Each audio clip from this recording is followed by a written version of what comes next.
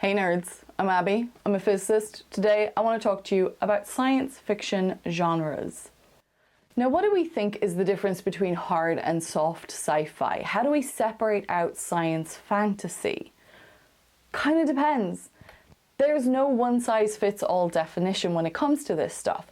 So the term hard sci-fi, this was first used in a review of John Campbell's story Islands of Space, published back in 1957. Now at the time, it was meant to reference the hard sciences, so stories that use topics like physics, chemistry, astronomy. It originated from the type of science fiction stories that were appearing in astounding science fiction, one of the original and most popular science fiction pulps at the time. Now, for about 30 years, John Campbell was the editor of Astounding, and this time in sci-fi history is known as the golden age of science fiction. Writers that Campbell discovered and molded in this time included Isaac Asimov, L. Ron Hubbard, and Robert Heinlein. Over time, the term hard sci-fi seems to have morphed into meaning scientific accuracy and logic, rather than the type of science. While soft science, originally meaning the soft sciences, i.e. social sciences, now in some cases, maybe not all, tends to mean science fiction that doesn't strive to explain or focus on the science of the story.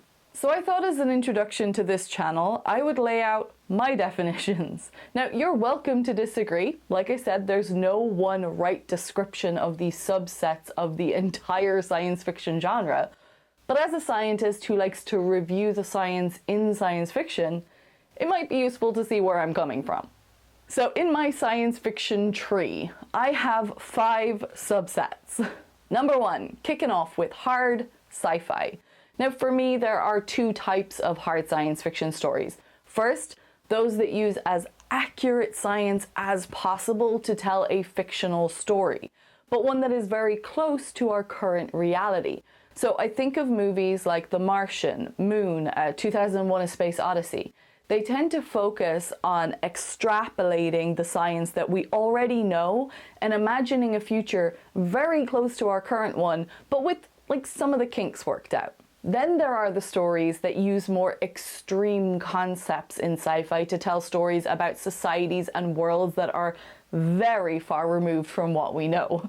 They try to push beyond the boundaries of physics and imagine fictional futures if major leaps were made in science. So here I'm talking about things like Foundation, Star Trek, Interstellar. Overall, for sci-fi to be hard, I don't need it to be entirely accurate. I consider Cixin Liu's Remembrance of Earth's Past trilogy to be very hard sci-fi. That's not because any of it's accurate, it's definitely not, but the concepts and the ideas that he uses, it's not that they're impossible or wrong. We just don't know what would happen if we came into contact with an alien race. We can't say if there are or are not other spatial dimensions. Concepts that he uses, like the dark forest or slowing down the speed of light, higher dimensional weapons, pocket universes, these are all topics that I consider to be high concept sci-fi. It's taking complex ideas in physics that we don't have definitive answers to, and then using them to tell a futuristic story. Personally, that is exactly what hard sci-fi is to me. Category number 2 is soft sci-fi. Now, for this category, rather than looking at the soft sciences, I prefer to view it as a type of story that is in a futuristic setting where there are advancements in technology, but those advancements aren't necessarily central to the overall story. So one of the foundations of science fiction is to use it to hold a candle up to society and human behavior, and there are some beautiful movies that do this. So I'm thinking about movies like After Yang or Blade Runner, both movies, Solaris, Silent Running, Back to the Future. Yes, I said Back to the Future. Time travel happens because of the flux capacitor, fine, no problem. Back to the Future isn't about how Marty goes back in time. It's about what happens to his parents' lives because he goes back in time. These are all stories about the human condition, about dreams for the future and regrets from the past. It's about how we interact with each other and the world around us and what our place is in that world. And it's all told in a science fiction setting, but they're not science stories. They're human stories. People might argue with me about Blade Runner on that one, but I stand by it. Now, the third category is, of course, science fantasy. Now, it's most often associated with Star Wars, but I can't think of a better example than Dune. With this, we're not in a realm of any science basis that we're familiar with. Space folds, spice is what causes it, fine. Spice also causes prescience. Cool. Like, I'm down with all of this. I don't feel the need to explain science fantasy, but I do like to speculate, like to play around with some of the topics or the ideas, but I rarely want to, like, correct science fantasy. I just like to find ways to make it work or explain it in terms that we do know. Think about it this way. I can reason out a way for the Kessel Run in less than 12 parsecs to make sense. It's a shorter route.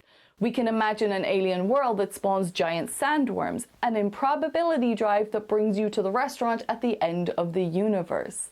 These are fun concepts. It's just some entirely fictional science that I enjoy overthinking about. Number 4 is one of my absolute favorites, Spoof Scifi.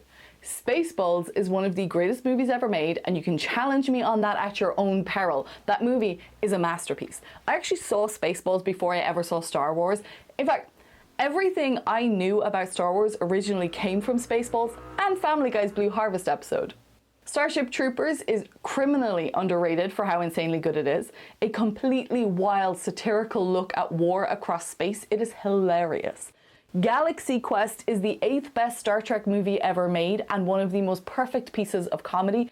And Ghostbusters, the science of ectoplasm, ectotraps, and crossing the beams. Come on, I love it all. If I cover spoof science, it's only for lols. It is not to correct, not to try to claim it as true, but just to see if I can, like, science it for my own guilty pleasure. And then we've got category 5, go back to school science. This is the one that hurts my science soul. These are the movies or the shows that decided that they didn't need science consultants or research or to try to remain within the laws of physics as we know them. Now, if you want to be goofy for a blockbuster, like, I'm okay with it, I'll watch it, I'll enjoy the smashy bang bang, love a smashy bang bang. But I reserve the right to a harsh science review. If you decide that a thin plot is enough, then you are opening up the door for genuine criticism, and I will have fun doing it. We're talking Moonfall, Geostorm, The Core, Armageddon, every CSI episode ever made. They're all so dumb, but I love it. At the end of the day, I love sci-fi. I love movies, TV shows, books. I love good science. I love bad science. Whether it makes me laugh or amazes me, I appreciate the time and effort that all these people put into finding ways to entertain us. I'm not here to claim that my feelings on the science or the plot points are right. I'll give my opinion, but overall, for me, it's not really about how accurate the science is. It's about whether they've used it in reasonable ways, and most importantly, it's about what we can learn from these stories. There you have it. That's what my science fiction tree looks like. Feel free to comment about what you think of the genre and any categories that you like the best or things that are different in your version. I hope that this video gives some context on my approach to this channel and, like, why I do what I do.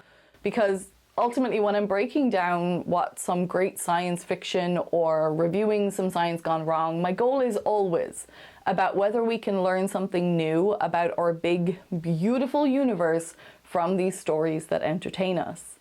I'm Abby, I'm a physicist, I'm your pop culture scientist, and if that sounds like your thing, then you should subscribe. Thanks for hanging out with me.